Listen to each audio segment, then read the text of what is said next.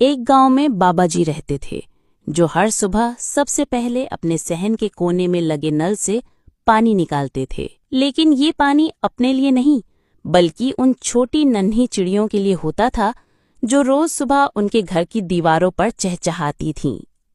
बाबा जी निहायत प्यार से एक प्याले में पानी भरकर रखते और इर्द गिर्द छोटे पत्थरों पर थोड़ा पानी बहा देते, ताकि चिड़ियां आराम से पी सकें। एक दिन गांव में शदीद गर्मी पड़ी, पानी की शदीद किल्लत हो गई, कुएं खुश्क हो गए।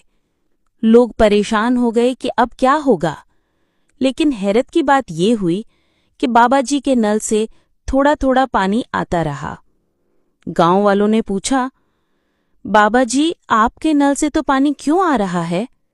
बाबा जी ने मुस्कुराकर कहा, जब हम बेजुबानों की प्यास बुझाते हैं तो खुदा हमारी प्यास भी बुझाता है। इसलिए हमें छोटे छोटे जानवरों और परिंदों का ख्याल रखना चाहिए।